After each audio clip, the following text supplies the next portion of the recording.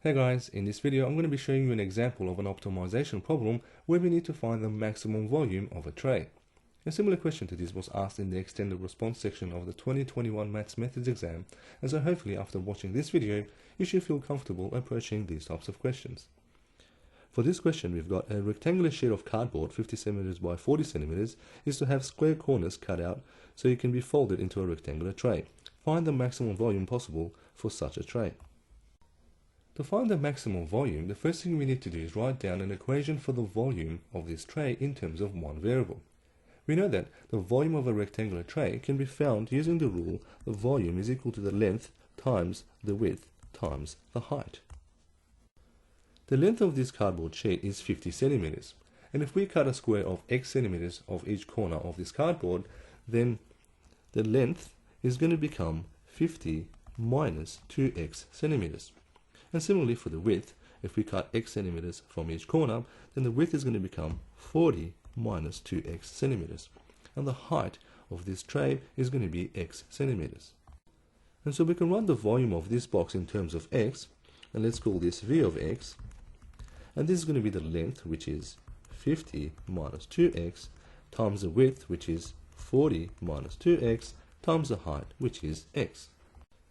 Now for this question, we're not specifically asked to state the domain of this volume function, but sometimes you may be asked to state the domain, and so I'm going to show you how to find the domain, and it's going to come into play later when we're answering this question. And so for this function v of x, x is the length of the square corners that we cut around the cardboard box, and so x can't be negative, since we can't have negative lengths, and so x has to be larger than 0. But x can't be any number larger than 0. For instance, it can't be 55 centimeters because the length of the cardboard box is 50 centimeters and it wouldn't make sense. And so to find the largest possible value of x for these types of problems, what we need to do is let the side with the shortest length to be larger than 0 and then solve for x. The shorter length is 40 minus 2x, and so if we let 40 minus 2x to be larger than 0, and solving for x we're going to get 40 is larger than 2x, dividing both sides by 2, we're going to get x is less than 20. And so the domain of this function would be for values of x from 0 to 20, where 0 is not included and 20 is not included. And now to find the maximum volume possible, what we need to do is we need to derive v of x and then let the derivative equal 0 and then solve for x. And using the calculator we can do this. First, let's define the function v of x.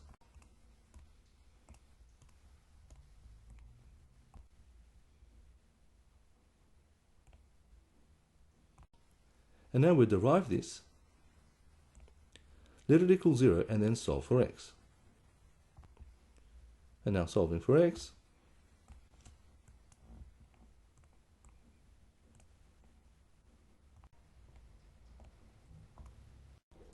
and so when x is equal to 7.36, we're going to get the maximum volume, and this fits in the domain that we've got from 0 to 20, and so therefore x has to equal 7.36. Now to find the maximum volume, we need to sub in x is equal to 7.36 into the volume formula. And so using the calculator again, we want to evaluate v of 7.36.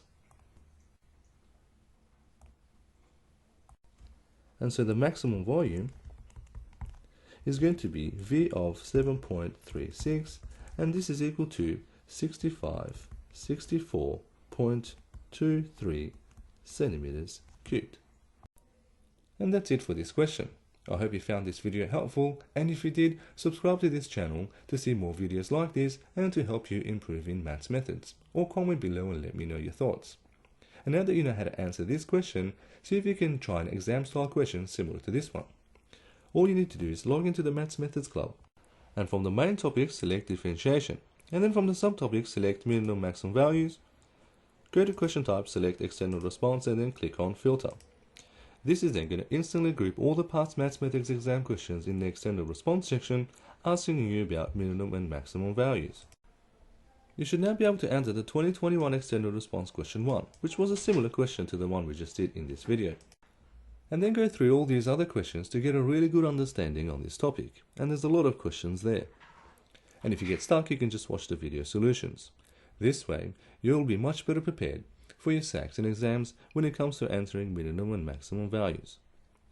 Good luck, and I'll see you guys in the next video.